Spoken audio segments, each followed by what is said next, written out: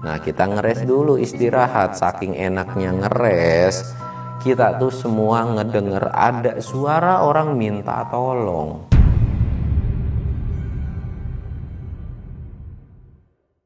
Assalamualaikum warahmatullahi wabarakatuh. Balik lagi di channel Samsul Mister Horror.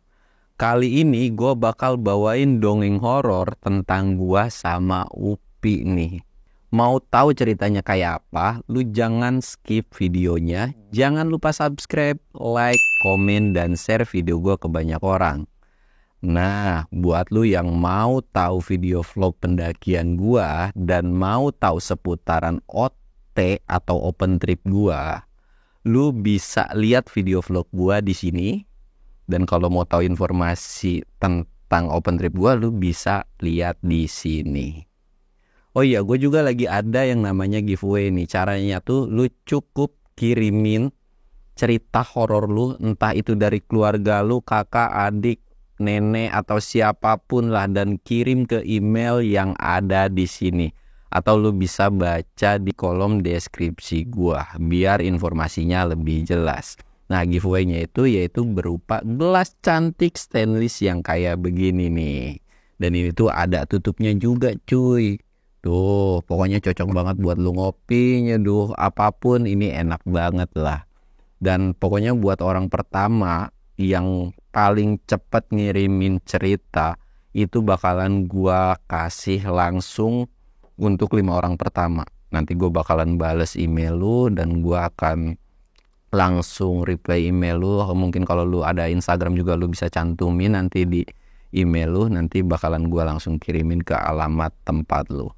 Dan batas waktunya ini tuh kalau untuk sekarang sampai akhir bulan ini, dan bakalan diumumin pada tanggal 1 Agustus nanti. Jadi buruan, cepat-cepat. Pokoknya lu bisa kirimin via tulisan, voice note, itu silahkan, dan gak perlu rapi-rapi banget ya, kayak lu ngetik SMS atau WA aja kayak gitu, biasa aja. Nanti kalau urusan bagus atau enggak, nanti bakal gua angkat ceritanya, itu bakal kita yang revisi. Oke, nggak usah banyak bacot lagi, kita langsung ke segmen donor. Dongeng horor dimulai.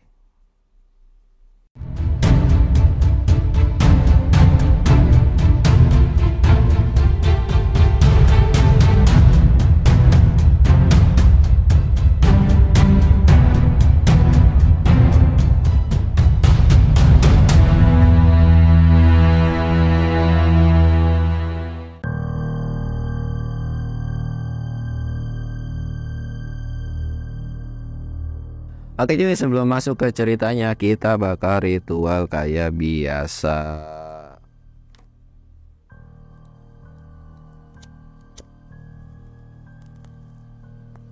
Dan jangan lupa juga ngopi biar nggak panik. Oh ya, beberapa hari yang lalu gua ngeliat di salah satu postingan Instagram orang bahwa baru ketemu sebuah tulang tengkorak, kalau nggak salah di gunung mana ya, Kalimantan lah. Dan kemungkinan itu udah lama banget kali ya. Dan kita doakan saja semoga korban atau yang meninggal yang jadi tengkorak ini, semoga amal ibadahnya itu diterima. Karena ya mungkin itu akibat dari nyasar, terus akibat nggak ketemu gitu kan, udah bertahun-tahun itu tengkoraknya itu udah benar-benar tengkorak. Bahkan sebelumnya pun ada salah satu konten kreator yang nemuin tulang tengkorak juga, yaitu di gunung mana ya, Wilis kalau nggak salah ya, di Gunung Wilis. Dan ya gue sih turut prihatin juga ya gitu, maksudnya sampai hilang di gunung, sampai nggak ketemu, dan sampai jadi tulang belulang gitu ya, nggak dikuburin dengan selayaknya. Dan karena udah ketemu ya semoga bisa dikuburin dengan layak lah. Dan keluarganya siapapun yang merasa kehilangan orang, alhamdulillah udah ketemu gitu kan. Oke cuy, kita bakal lanjut ke ceritanya. Jadi cerita ini tuh sebetulnya udah gue ceritain ya di channel orang, dan memang gue belum pernah ngangkat di channel gue sendiri, yaitu tentang pendakian gue ke Gunung Malabar. Jadi awal cerita ini tuh ketika Upi dan teman-temannya itu lagi pada ngopi, dan kondisi pada saat itu pun gue ikutan ngopi. Jadi bisa dibilang pada saat itu gue tuh datangnya tuh agak terlambat ke tongkrongan atau ke tempat ngopi ini. Mereka tuh sedang ngebahas tentang mau melakukan pendakian ke salah satu gunung, yaitu Gunung Malabar. Pada saat itu karena memang gue lagi greget sama gunung ya, maksudnya baru-baru ya, mungkin buat lu yang baru seneng dengan yang namanya hiking, ketika lu udah seneng baru naik sekali, 2 kali, 3 kali, 4 kali, 5 kali gitu, lu pasti akan kayak wah naik gunung lagi nih, naik gunung lagi. Gue pun kayak menawarkan diri, gue ikut dong gitu, pengen gitu kan ngerasain ke gunung daerah Bandung gitu kan. Nah pada saat itu sebetulnya UPI itu ngelarang coy, janganlah, tujuan kita naik ke gunung ini tuh bukan yang fun atau healing-healing. Ini tuh bener-bener kayak nyari jalan ya, walaupun kata si UPI itu sebenarnya jalur ini tuh ada beberapa orang yang pernah ngelewatin, tapi bukan pendaki-pendaki yang awam gitu kan. Gue bilang iya dah, tenang, masalah bawa-bawa mah yang penting jangan ditinggalin aja, gue bilang kan kayak gitu. Ya gue terus maksa dong, kayak ngerengek-ngerengek gitu, gebuk-gebuk manja, dan sampai akhirnya ya udahlah dibolehin, yang penting kita berat bagi rata, terutama kita bawa air kan, karena di sana tuh tidak ada yang namanya persediaan air, jadi pure benar-benar harus dari bawah sampai atas. Oke, gue bilang nggak apa-apa, dan gue tidak ada urusan dengan urusan mereka, maksudnya ya masalah hal yang lain mah urusan si UPI dan teman-temannya lah pada saat itu kan. Nah setelah udah ngobrol-ngobrol panjang di kafe itu juga, akhirnya kita bubaran. Sampailah di hari H ketika kita mau berangkat, kita pun udah belanja logistik dan lain-lain.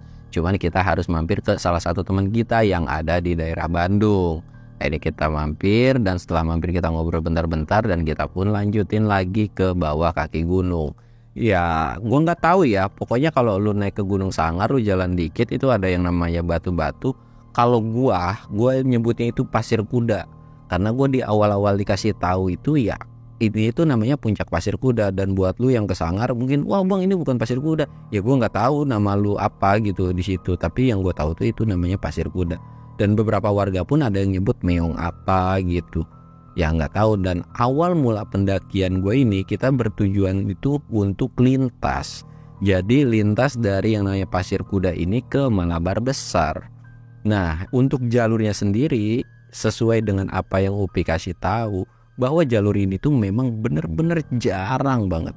Katakanlah dalam satu hari ini ada 100 pendaki, belum tentu ada satu orang yang berani ngelintas ke jalur itu, karena jalurnya abu-abu, kedua jalurnya curam, sulit, dan ancaman yang paling nyata adalah yaitu macan kumbang.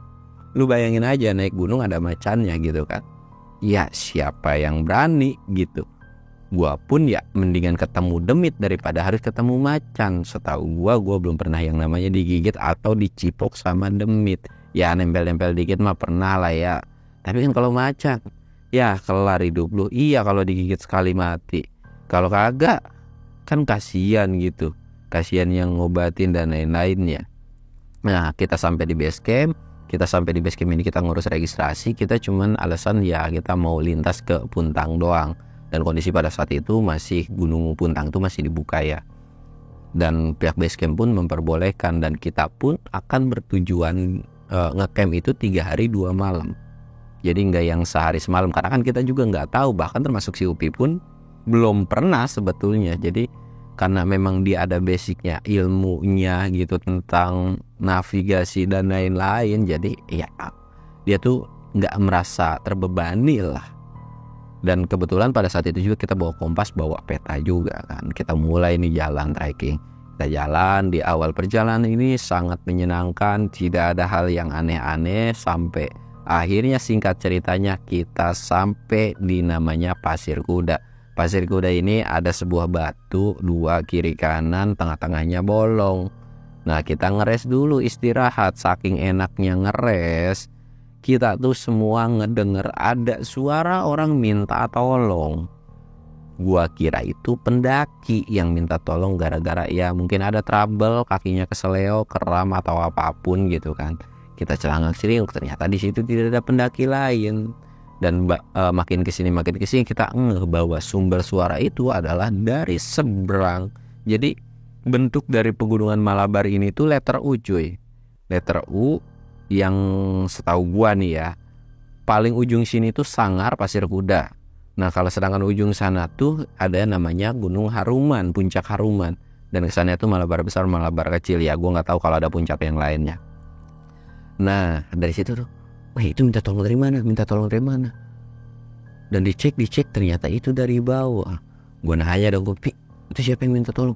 Yaudah sih biarin aja, orang mau minta tolong kan, kita kesini mau naik gunung, biarin aja suara-suara kayak gitu, kenapa lu harus Erwin gitu, maksudnya kenapa lu harus dengerin? Udah nyantai-nyantai aja.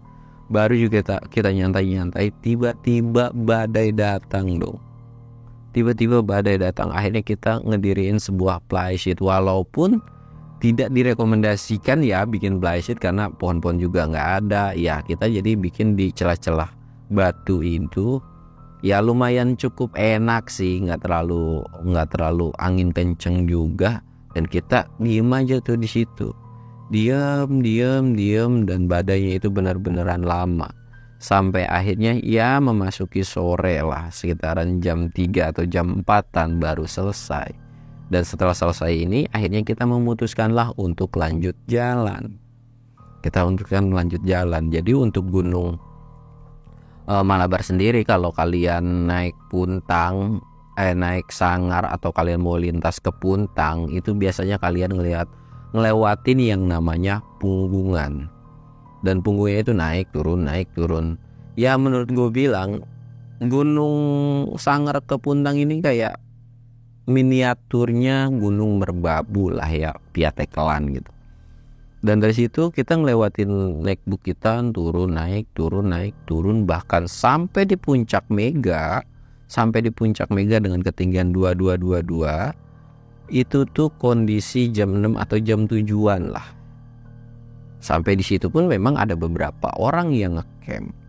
Dan pas kita lewat ke situ kita ditawarin ngopi nih sama pendaki-pendaki lain.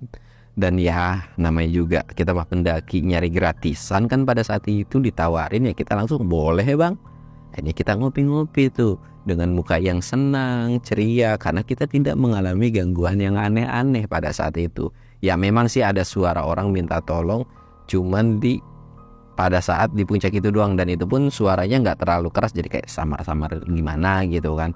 Ya udahlah kita ngopi-ngopi, Upi nanya, lu mau lanjut apa enggak nih, dan dia pun sempat ngelirik ke gua kan. Ya mungkin pada saat itu adalah pendakian pertama gua. Ya memang bukan real buka jalur sih, cuman kayak nerabas jalur yang memang agak sedikit rapat. Gue bilang ya lanjut aja nggak apa-apa, dan Upi pun bilang bahwa dekat di depan. Gua tuh nggak nanya depannya tuh berapa jam, jadi udah yuk kita di depan aja ngecampnya. Ya udah semua pada setuju kan. Jadi kita lanjut lagi jalan,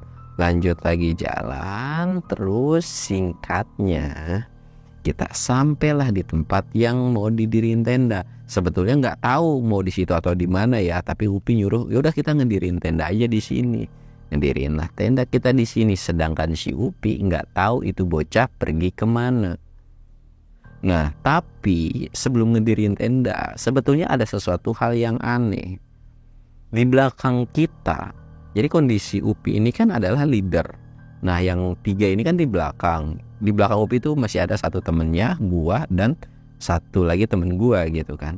Kita tuh ngerasa bertiga bahwa di belakang ini ada sosok yang ngikutin, tapi pas ditengok ke belakang itu nggak ada. Kenapa gue bisa tahu di belakang itu ada ngikutin atau teman-teman gue itu pada tahu?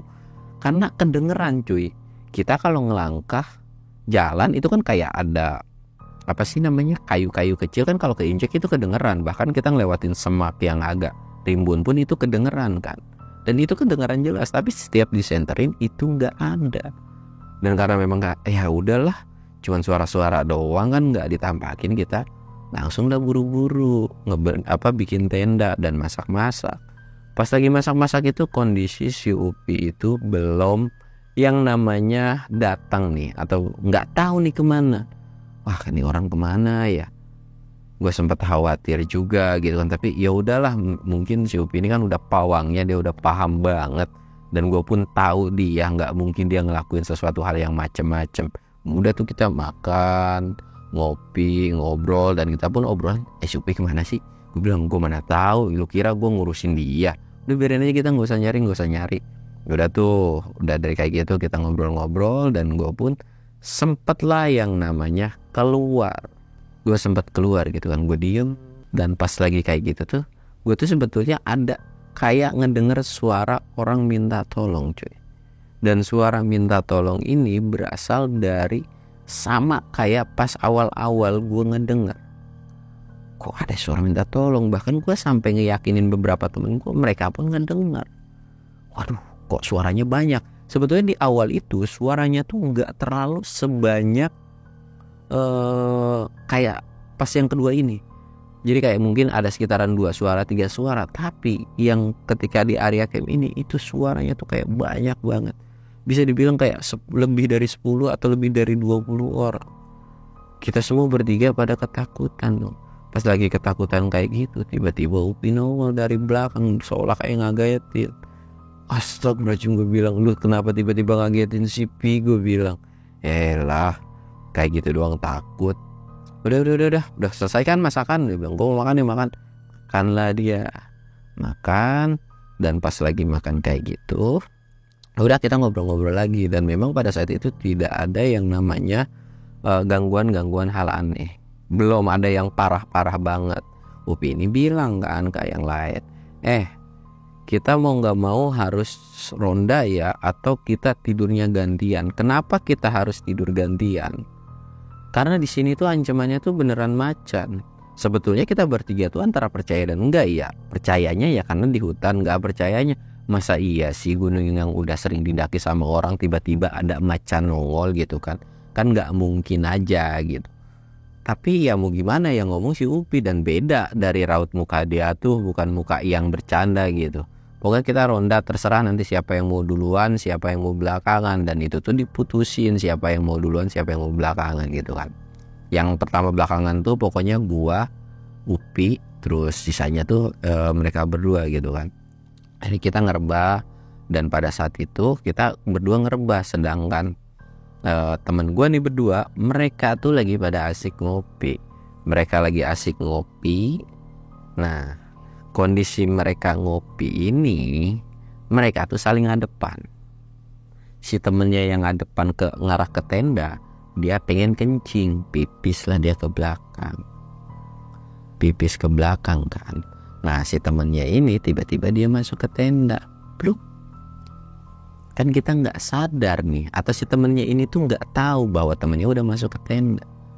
Dan lu tahu, si temennya ini yang duduk sendirian di luar tenda, tiba-tiba ada yang datang. Menurut dia itu ada yang nyamperin dengan sosok yang sama, dan itu ngopi kayak sebelumnya, saling ngadep. Dan lu tahu, kita semua bertiga yang ada di dalam itu pada ketakutan. Ya terutama si Upi ya, pertama kan yang dilihat itu temen gua gitu kan. Pi gitu kan, ngebangunin si Upi. Apaan sih? Tuh bocah ngapa dah malah ngobrol sama Kunti gitu kan. Mana Kunti? Itu Kunti. Gue bilang, lu ada-ada aja dah. Dan pas dicek sama Upi malah ketawa. Ya ternyata benar, sosok yang ada di situ itu adalah sosok kuntilanak cuy. Dan pas lagi kayak gitu kan, anjir, ketawa kenapa gitu. Dan sedangkan gua ya penasaran dong, dan pas gue cek ternyata bener. Itu bocah lagi ngopi sama kuntilanak. Gue bilang, anjir Pi, tolongin Pi, udah Pi. Gue bilang kasihan nih orang. Ditolongin sama Upi, diusap mukanya, dan alhamdulillah sembuh kayak pingsan kayak gitu. Masuk ke dalam. Ya udah lalu istirahat, bagian gue yang jaga. Kita berdua jaga. Kondisi pada saat itu gue sama Upi. Nah pas lagi jaga kayak gini, nih manusia laknat tiba-tiba masuk ke dalam. Udah ya lu sendirian aja lah, lu mau berani lah, dia bilang. Ya tapi gue bilang jangan kayak begitulah ya, elah sekali-sekali nyenengin saudara bisa kali, dia bilang gitu kan. Gue bilang ya nyenengin, tapi kan gue udah ngeliat penampakan juga. Udahlah di luar aja berdua. Udah bentar, ntar lu kalau ngeliat macan, pokoknya lu lihat kiri kanan, belakang, depan, atas, sampai bawah lu liatin. Kalau ada gelagat-gelagat aneh lu bangunin gue pasti bakalan bangun. Udah gue pengen istirahat, gue capek, dia bilang kan. Ya udah tuh dia masuk ke dalam, gue di luar sendiri. Kondisi pada saat itu gue di luar sendiri, tapi gue nggak di luar kayak temen gue ya. Gue tuh di depan tendanya banget. Depan tenda gue diem aja, dan ternyata betul cuy. Ada satu sosok kuntilanak itu lagi duduk ucang-ucang angin di salah satu pohon. Gue perhatiin. Astagfirullahaladzim, tiba-tiba kok nongol depan mata gua. Gua coba ngebuang muka dan gua nengok ke kiri. Set. Dan ternyata di kiri pun masih ada sosok buta atau kayak genderuwo gede banget itu lagi ngeliatin ke gua. Gua nggak terlalu nggak dengan kepalanya, tapi gua lihat salah satu bagian kayak perutnya mungkin itu tuh banyak bulunya. Dari situ gue langsung masuk ke dalam tenda, bahkan gue sempat nginjak si Upi, badan gue nendang, itu di luar apaan, gue bilang gitu kan. Ya elah, bukannya kenalan aja sih lu, itu cewek, dia bilang. Udah enak lu aja kenalan aja. Dalam hati gue ya elah punya saudara begitu banget, kalau cewek cakep beneran gak apa-apa dah. Gue ikhlas aja, gak bakalan juga gue kasih tahu lu. Ya udah itu juga cakep, lu suruh berubah aja jadi cakep, kita juga cakep. Agak pihak gue bilang ke sananya yuk jagain di luar. Akhirnya gue jaga tuh berdua sama si Upi di luar, jaga di luar. Dan alhamdulillah di situ tuh memang belum ada yang aneh-aneh juga, masih sebatas cuman penampakan yang gimana ya, maksudnya cuma nampakin tapi nggak usil-usil banget lah. Kecuali si temen gue yang dirasukin ini sampai kayak nggak sadarkan diri gitu. Nah setelah dari kejadian itu gue pun dibangunin lah sama si Upi. Ya kita pun udah istirahat. Kita dibangunin sekitaran jam 5-an atau jam 4 jam 5-an lah, buat siap-siap untuk ke area berikutnya. Nah kita lanjut jalan dan sampai siang juga. Nah pas lagi jalan ini kita nemu salah satu tebingan. Nah si tebingan ini itu nggak bisa yang namanya dilewati secara barengan berempat, jadi harus pure satu-satu. Jadi Upi dulu, terus temennya, baru gua. Nah yang paling apes itu gua yang ketiga. Kondisi gua lagi pegangan, dan tiba-tiba di pala gua itu ada sosok macan. Jaraknya tuh jauh sih, tapi kelihatan kepalanya kayak nengok begini. Gua bilang ada macan. Mana sih macan? Ternyata anak-anak lain pada nengok. Ternyata betul, semua orang lihat. Semua tim kita berempat itu melihat bahwa di atas itu ada sosok macan. Dari situ gue nanya kan, ini gimana? Waktu itu cuma bilang, udah lu diem, dan kalau memang lu mati digigit macan nanti biar jasad lu atau gue bakal ngabarin ke orang tua lu. Dari situ gue bilang, Pi lu jangan aneh-aneh dah, gue bilang jangan ngadi-ngadi dah, gue bilang bercandanya kagak lucu lu, bercanda sampai begitu-begitu. Ya emang bener kan kalau digigit macan lu kenapa-napa lu meninggoy. Dibilang ya paling gue cuma bisa laporan doang. Ya iya tapi jangan sampai gue meninggoy juga, gue masih pengen kesono kesini. Ya udah nyantai dulu. Sekitaran hampir setengah jam gua ngeres di tengah-tengah kagak jelas begitu. Sosok macan itu tiba-tiba hilang dan gua pun lanjut jalan. Nah si temen gua ini dibilang, tungguin ya, lu jangan pada ninggalin ya. Sambil jalan tuh sambil gemeteran coy kakinya tuh, kayak orang tremor begitu kan. Kita lanjut, dan setelah udah ngelewatin itu, ngelewatin dari area yang lumayan cukup curam, kita lanjut lagi jalan. Pada saat itu kita kan gak ada yang ngeh, bahkan kita berempat pun gak ada yang tahu jalur tersebut. Kita gak ada yang tahu nih. Kita mah ngikutin leader si Upi itu jalan terus. Dan begonya kita bertiga nih, kita tuh gak ada yang ngeh bahwa kita itu nyasar. Jadi nyasar ya, misalnya kita jalan begini, terus tiba-tiba ke sini, ketemu satu titik yang sama di situ. Jadi terus jalan sampai akhirnya kita nanya ke Upi, kok agak nyampe-nyampe? Lu bilang ini jaraknya ya 3-4 jam 5 jam lah mungkin, tapi kok ini kita gak nyampe-nyampe. Upi dengan santainya dia bilang, kita nyasar dia bilang. Jadi kita ngedirin tenda. Dari situ gue bertiga langsung kayak, ya elah. Dan Upi pun langsung nyuruh lah salah satu temennya buat mastiin lagi, buat naik ke salah satu pohon kan, biar nggak penasaran aja. Naik lu satu pohon, naik ke pohon. Dan pas udah sampai di atas pohon, temennya ini teriak, lu semua naik, di bawah ada macan. Dia bilang, ya nggak ngomong 2 kali, itu kita semua langsung naik ke pohon yang berbeda. Dan pas dicek ke bawah ternyata benar, di bawah ada macan deket banget. Dari situ gue gemeteran dong. Tapi lagi ketakutan dengan macan, di situ gue sempat menghibur diri, sempat ngomong ke anak-anak. Gue bilang, siapa nih yang bakalan apes duluan atau bakal meninggal duluan, gue bilang, dimakan macan. Di situ lu juga samanya bercandanya kayak si Upi, dia bilang gitu kan. Ya gimana ya, gue bilang, lagian heran banget naik gunung, perasaan beberapa kali kesono kesini nggak pernah ketemu macan, tiba-tiba ini ketemu macan di Gunung Malabar gitu kan.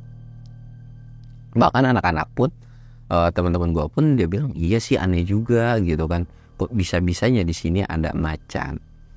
Tapi ada sesuatu hal kejadian yang lumayan cukup menarik. Tiba-tiba muncul nih aki-aki kagak jelas, muncul, nggak mungkin ya si aki ini kayak nyuruh ngusir macannya. Jadi kayak udah lu pergi, jangan gangguin tuh orang gitu.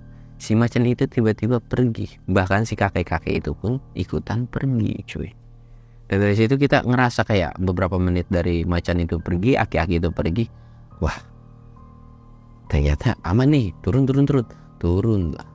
Dan pas sudah turun ya beneran kita disuruh bikin tenda di situ. Oh ya sebelumnya nih, kenapa alasan kita disuruh ngecamp di tempat malam pertama di situ? Sebetulnya kita mau nerabas terus menurut si Upi itu, tapi ada yang ngelarang atau ada yang tidak memperbolehkan kita untuk trek malam, dan kayak udah lu nggak boleh lewat lagi gitu. Jadi kayak seolah-olah kita dilarang lah untuk nerusin perjalanan.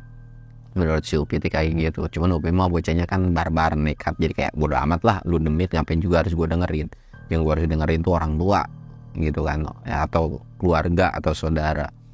Nah dari situ kita ngedirin tenda, dan kita pun ya balik lagi masak-masak. Kita bertiga sempet nih bisik-bisik, ini gimana ya, mohon maaf nih gue belum pernah nyasar di gunung, tiba-tiba gue dikasih nyasar, kita bakal ketemu jalur atau enggak? Ya udahlah, kita pasrah aja, kita serahin ke si Upi.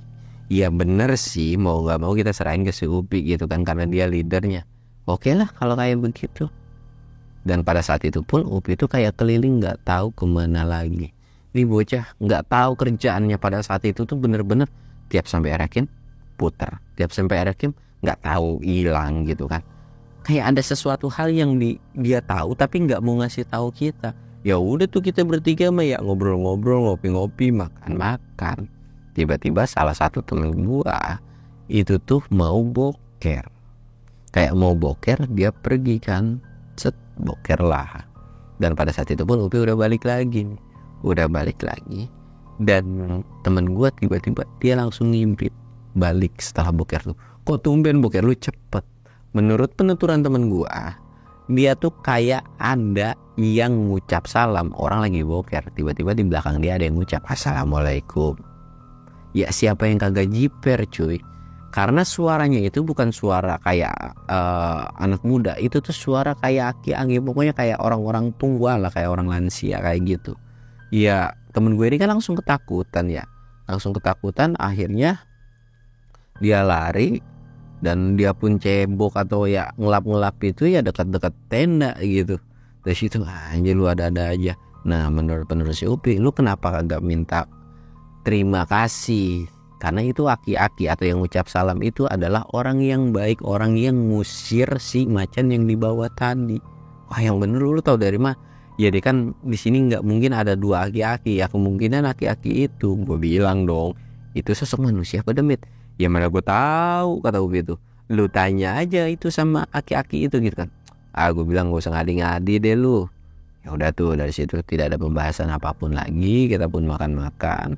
Dan sebetulnya pada saat udah di area camp kedua ini ada sesuatu hal yang aneh cuy. Jadi ada salah satu temen gua itu tuh yang kemasukan pada saat ngopi sama si Kunti ini, dia tuh agak beda. Kayak gimana ya, seolah-olah kayak bukan diri dia lah.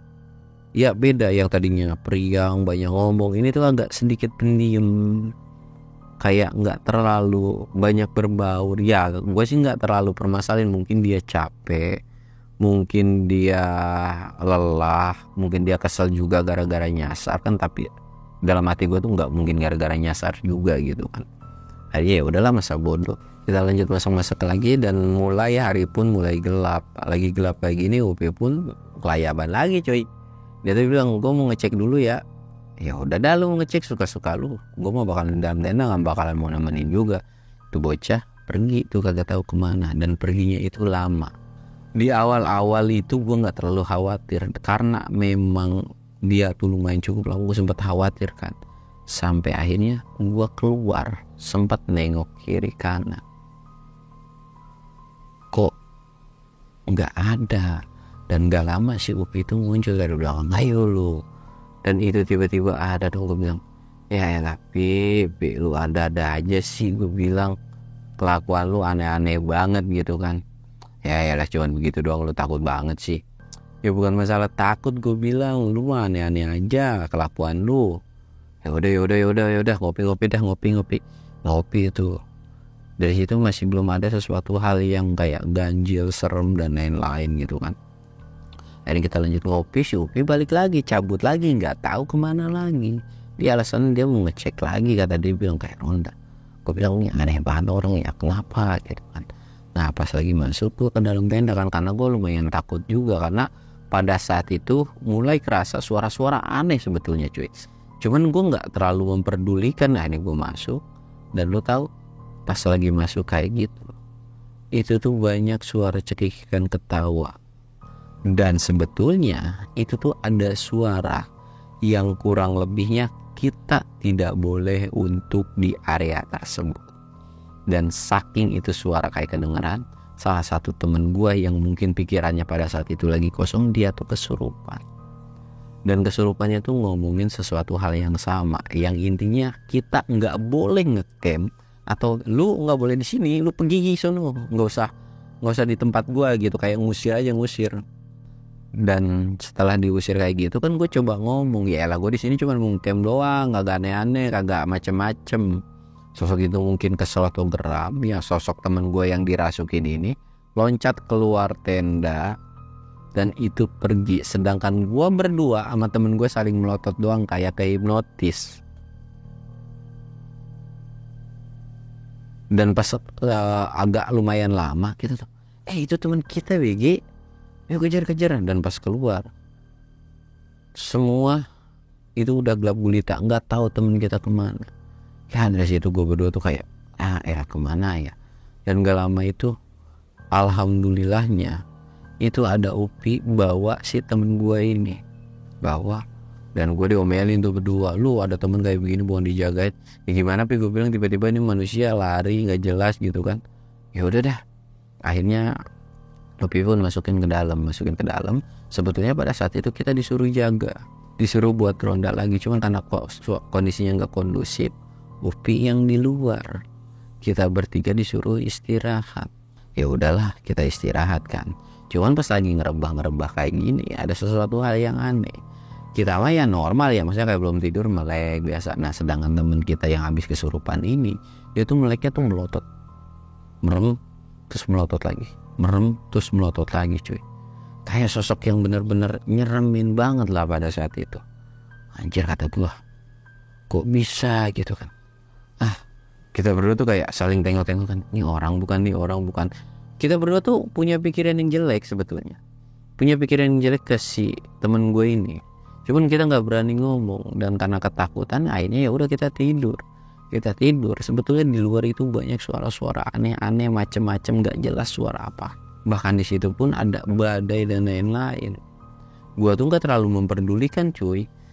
Iya karena udah kemakan capek, kesal gara-gara nyasar, ya ditambah takut, ya udahlah bodo amat gitu kan.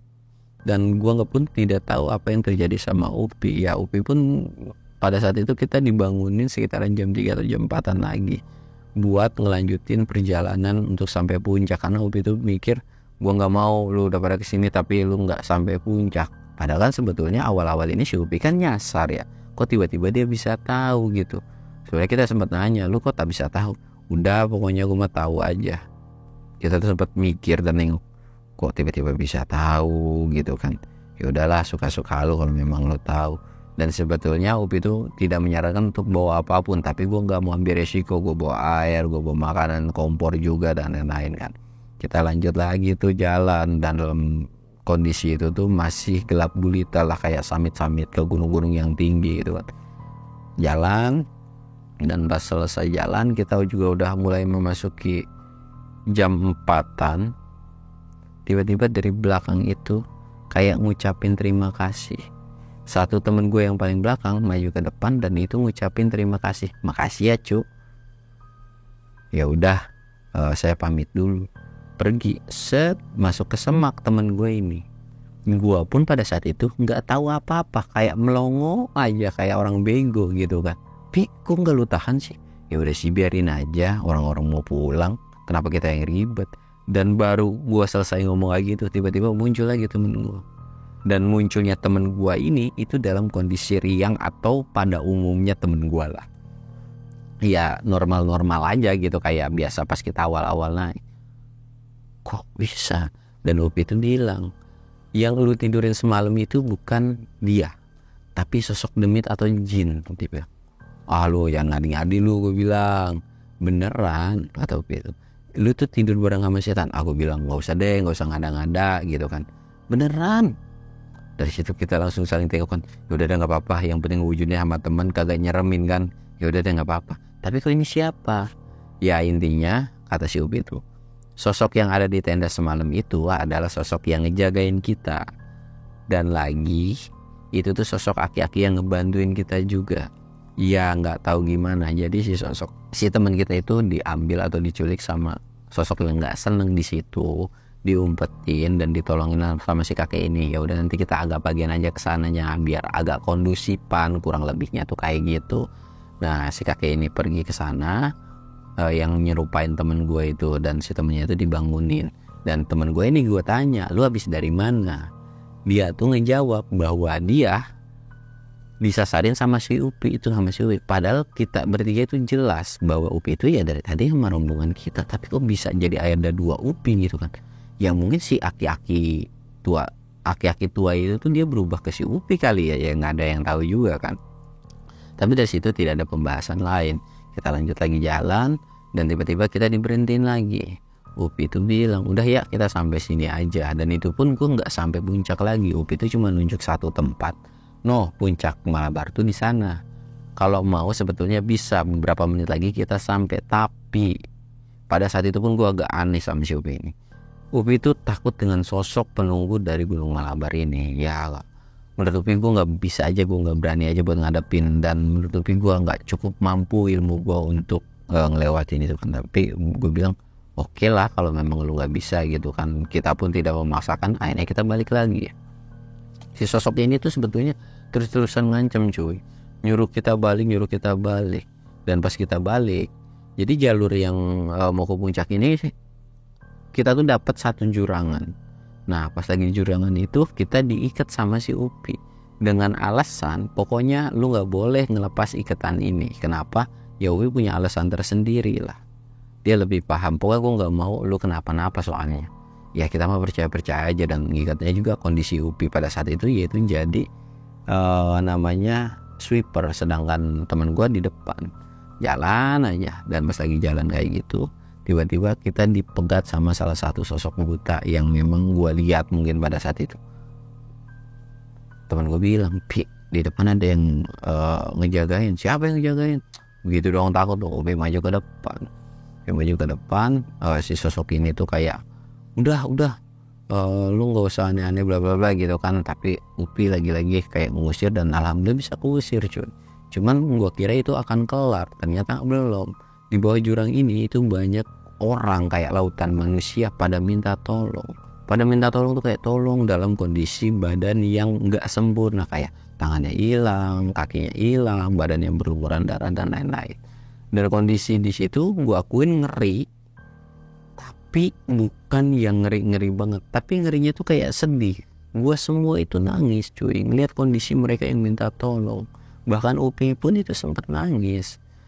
Mungkin karena di bawah alam sadar gue, karena mungkin simpati kali ya, gue mau nolongin. Tiba-tiba Upi narik dong dari depan, ditarik seret. Kita semua jatuh. Gue bilang, Pi, lu ngapain sih tiba-tiba jadi kayak orang PA? Itu tuh menurut Upi, lu tuh lihat di bawah. Setelah ditarik itu, di bawah itu tidak ada sosok penampakan yang aneh-aneh. Gak ada yang namanya orang minta tolong dari situ. Jadi yuk kita cabut. Akhirnya kita cabut cuy. Ini kita cabut sampai di area camp, kita beres-beres dan kita lanjut lagi jalan. Dan kondisi pada saat itu pun kita masih ditaliin sama si Upi. Lanjut lagi jalan, ternyata bener di depan kita masih ditungguin sama si sosok ini. Upi karena kesel kan dia ngambil kayak batu dilemparin, sosok itu memang pergi. Dan kondisi ketika kita pulang adalah kita tuh kayak kosong cuy, nggak kayak biasanya. Tapi kita masih dalam kondisi sadar, tapi kayak nggak terlalu gimana gitu kan. Ya misalkan capek-capek ngeluh gitu, ini mah nggak, datar aja datar. Ketika ngeliat sosok penampakan itu pun kita biasa aja gitu, kayak nggak takut. Nah udah dari kita nggak ketakutan gitu, lanjut tadi jalan dan sampai di tebingan-tebingan itu kita alhamdulillah bisa ngelewatin. Dan sampailah kita di puncak Sanggar lagi, di puncak Mega lagi. Sampai di puncak Mega, sebetulnya anak-anak itu udah bilang kita ngecamp ya di sini, kita udah lemes banget, kita udah capek. Tapi Upi bilang nggak bisa cuy, kita harus buru-buru turun. Kalau nggak turun malah nanti bakalan kejadian sesuatu hal yang lebih dari ini. Ya karena udah keputusan kayak gitu, daripada debat juga akhirnya kita turun. Dan singkatnya kita sampailah di Pasir Kuda. Sampai di Pasir Kuda ini gue kira akan normal lagi. Sampai di Pasir Kuda ini salah satu temen gue yang sering kesurupan pada saat itu, dia tuh tiba-tiba nonjok Upi, buk. Dan pas udah ditonjok lagi sama Upi, dan mereka berdua itu berantem. Gue tuh nggak tahu, bingung antara mau ngebantu si Upi atau temen gue, karena kondisinya temen gue ini kesurupan cuy. Kenapa dia ngelakuin kayak gitu tuh? Dia berontak dan alhamdulillahnya bisa diobatin, bisa sembuh lagi. Ya menurut Upi itu kenapa kita harus turun tuh ya begini, gue nggak bisa nanganin sosok ini. Sosok ini tuh seneng atau bisa dibilang nggak suka dengan kita juga, dan dia mau ngejadiin kita untuk stay tetap di sana. Gue bilang anjir ada kagak ya udah turun lah. Gue bilang itu luka beneran tuh pada bonyok ya beneran anjir, obatin ya. Akhirnya kita obatin dan kita sambil ketawa-ketawa fun, dan singkatnya kita sampailah di bawah, dan kita pun sampai di bawah nggak laporan dan kita langsung pulang. Pas langsung pulang itu ya kita alhamdulillah tidak mengalami kejadian apa-apa. Dan menurut penuturan Upi, kalau kita kelamaan di sana atau ngecamp 1 malam lagi lah, nggak tahu katanya, mungkin si temen gue ini bisa meninggal atau bisa lompat ke jurang atau bisa lari kemana, nggak tahu. Makanya dia mutusin malam-malam pun kita harus segera turun. Nah udah dari kejadian kayak gitu ya, pas pulang tuh alhamdulillah kita nggak ada yang namanya ketempelan atau sakit kayak gimana. Alhamdulillah kita masih diberikan kesehatan. Dan ya mungkin ceritanya cukup sekian aja kali cuy ya. Dan karena memang cerita ini tuh udah pernah gue ceritain juga, jadi gue nggak akan terlalu detail juga. Ya pada intinya kan kalian nagih mulu bang cerita Upi. Ya mau gimana cuy, itu manusia belum ngirimin cerita ke gue lagi, belum ngasih tahu cerita ke gue lagi. Dan untuk cerita gue sama dia ya beneran udah habis, kecuali kalau memang ada cerita.